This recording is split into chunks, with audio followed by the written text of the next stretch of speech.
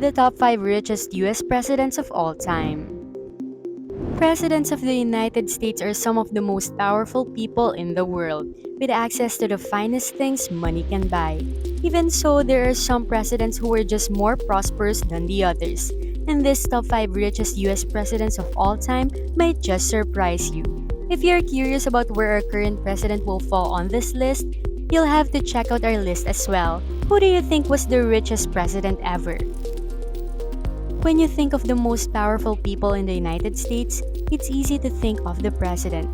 The role has power, but not necessarily wealth, like one might expect. President Obama's annual salary has been $400,000 since 2001, not counting the $50,000 in annual living expenses, $100,000 for traveling, and $19,000 for entertainment. Still, $400,000 per year is a large sum of money. On the other hand, there are some presidents who are worth 10 times that. Some had homes, plantations, first edition books, and dare I say, casinos. Today, we'll be taking a look at the wealthiest presidents in American history. We'll see exactly how they earned their wealth, what they achieved during their presidential tenure, and what they spent their wealth on. Get ready. Some of the presidents of the United States were pretty raunchy dudes. Number 5. Andrew Jackson. Andrew Jackson, the 7th President of the United States, is ranked as the 5th wealthiest president in American history. His wealth is estimated to be approximately $132 million. The wild man who somehow became president isn't the most shocking fact about him. From a list of unbelievable facts, one can pick that he fought between 20 and 100 duels and kept a giant wheel of cheese in the White House for 2 years. Just a few snippets of his life, but despite being by all accounts quite eccentric, he was able to accumulate a fortune worth $132 million. At a time when our nation was struggling, in order to answer that question, we must go back to a long way back to an impoverished part of our nation that would one day become Tennessee.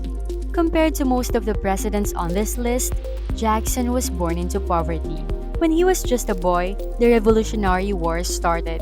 At age 13, he joined the local militia as a drummer boy. At age 14, he was captured by the Red Coast and taken as a prisoner of war. He refused to polish his red boots and now has a permanent scar. But unfortunately, after his mother and brother passed, he became an orphan not long after. Though orphaned and at the start of his career, he still aspired to pursue a career in law. You might want to keep that in mind because most presidents on this list were motivated to study law as well. First, he became a prosecuting attorney and became rich. After that, he lived a log cabin, with additional log cabins acting as slave quarters. Still, as his fortune expanded, so did his house with slaves laboring to build it. His manor is called the Hermitage. It boasted of 8 rooms and fireplaces with chimneys, plus imported wallpapers and mahogany staircases, crystal chandeliers, and marble mantels.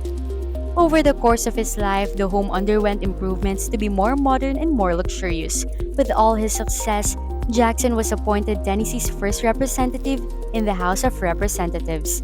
His life story follows an arc. He became a senator and quickly resigned. After that, he was appointed a major general in the War of 1812. In a move reflective of the attitudes of the time, he earned the respect and admiration of the public, as well as later rising president through election.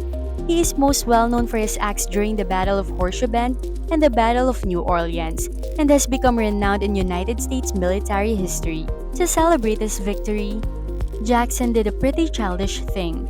He threw a big ranger. An estimated 20,000 people attended the party at the White House and it got out of hand. Champagne was broken. And there was an alcohol-laced punch on the White House furniture.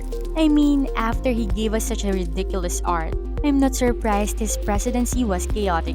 His opponents called him a jackass. So he used a donkey to represent himself, and the symbol has been part of the Democratic Party's branding ever since. That being said, he did things that are good and bad. He shut down the Second Bank of the United States, which was the first president to veto bills. The Trail of Tears, in which Jackson ordered the forced migration of thousands of Cherokee natives, was also his work. During his presidency, Jackson is known for spending his wealth on things he liked, including lots of whiskey, imported foods, and furniture, and often remodeling his house. Number 4. Teddy Roosevelt. Fourth on our list, a few years before Jackson, Theodore Roosevelt, or Teddy to his family, was one of the richest men in the United States. He was worth approximately $139 million, and unlike Jackson, he was born into wealth. Family members of his came from families that long lived in America and made it big just about every industry. His parents ran a plate glass business and owned a nice brownstone in New York. During his Teddy traveled around Europe and Egypt, hiking frequently in the Alps. However, he was often bedridden due to severe asthma. After studying law at Columbia Law School, Teddy inherited a $3.3 million fortune following his father's death. Instead of staying in school, Teddy dropped out in order to become a politician. He eventually was the youngest person to ever be elected to the New York State Assembly. But after his wife and mother passed away on Valentine's Day, Teddy did something they are disapproved of. Driven to destruction by his grief, he left his job in New York rather than settle in the Dakota Territory, where he would have been a rancher. Still, bad luck was not done with him. He traveled back and forth between New York and the Dakotas, losing his entire herd to a hard winter. Following his naval service, he served as Civilian Service Commissioner, Police Commissioner, and Assistant U.S. Navy Secretary. Additionally, he attempted to run for mayor of New York, but was unsuccessful, as he was ranked third. After leading the 1st U.S. Volunteer Cavalry Regiment during the Spanish-American War, Teddy ran again for mayor and won this time. As vice president, he became the youngest president in the United States after McKinley was assassinated and became the president after McKinley's death. He signed the National Monuments Act, which established the first national monuments during his presidency and helped to negotiate the end of Russo-Japanese War. Teddy never had to worry about money throughout all his life. His inheritance, $3.3 million, served him well as the salaries he earned from the various positions he held. He also wrote 25 books, many of which became top sellers. With all that money, he mostly used it to travel, buy cattle, and property. Despite only being 22 years old, he purchased prime property on Long Island, which would become the estate of his own, complete with 22-room house full of luxury amenities, including a bathroom with a porcelain tub and a water closet, which was unheard of at the time. Number 3. Thomas Jefferson. If you took any United States class history, or watched Hamilton, then you know who Thomas Jefferson was. What you probably didn't know is that good old TJ had an estimated net worth of $236.8 million. That being said, Jefferson is perhaps one of the most financial savvy presidents of all time. At the time of his death, he was deeply in debt. So much so that he tried to hold the lottery for Monticello, his beloved state. So much so that he sold his book collection to the government, which would form the beginning of what could have been one day become the Library of Congress. Yet, all of that couldn't keep Jefferson from spending a lot of money on some of his favorite things. Being deep in debt, one of the last letters he ever sent was a letter requesting a case of expensive French wine. And it's easy to see why Jefferson had such a hard time letting go of the finer things he had at his fingertips. Jefferson came from a powerful and rich family in Virginia. He had a marvelous education, graduated from prestigious William and Mary College, and became a lawyer. He is still remembered as one of the most knowledgeable lawyers at the time, and was well paid as a result. In his early days as a lawyer, Jefferson undertook the building of Monticello, and that construction never really stopped. Over the course of his life, Jefferson renovated and expanded Monticello so that it could be as luxurious as possible. To that end, he sunk millions of dollars into that state. It really shows. When it was built, it was the most expensive home in America. The plantation housed dozens of outbuildings, fine furniture, fireplaces in every room, a massive library, and 130 slaves, including Sally Hemings, a slave who fathered 6 of Jefferson's children. He traveled frequently while living at Monticello. Jefferson was a supporter of U.S. independence, which led to him being selected to draft the Declaration of Independence. Following this, he served 2 terms as governor of Virginia, during which he was not particularly well liked. After returning from France, he became Secretary of State under none other than George Washington. While Secretary of State, Jefferson clashed with Hamilton's and others, again attempting to leave politics, but he was elected vice president and then he became president in 1800s. Number 2, George Washington. I hope you know who he is because you see him every day, George Washington, a runner-up for the wealthiest president, the President's Day legend. Washington was not on the top of the list of presidents, but he was the first one. This means that, at least at that time, he was first in many people's eyes.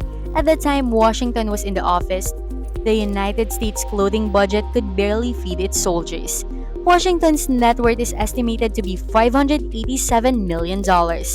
That's not just amazing. George Washington is another example of a president who led a life of wealth.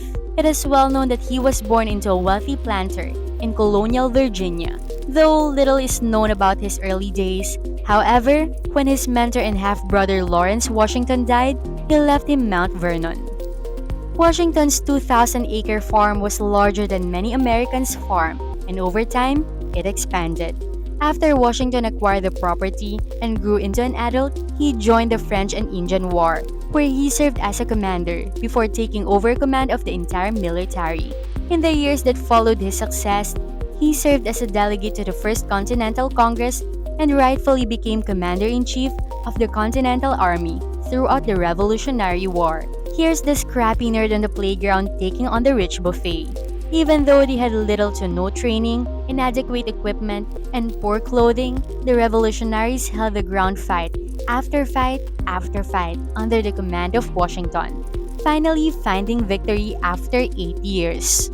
After the war ended and as a new nation began to take shape, it was determined that Washington would be the best choice to lead the new United States. And from the moment he assumed his new position in 1789, he did his best to build a solid nation out of almost nothing.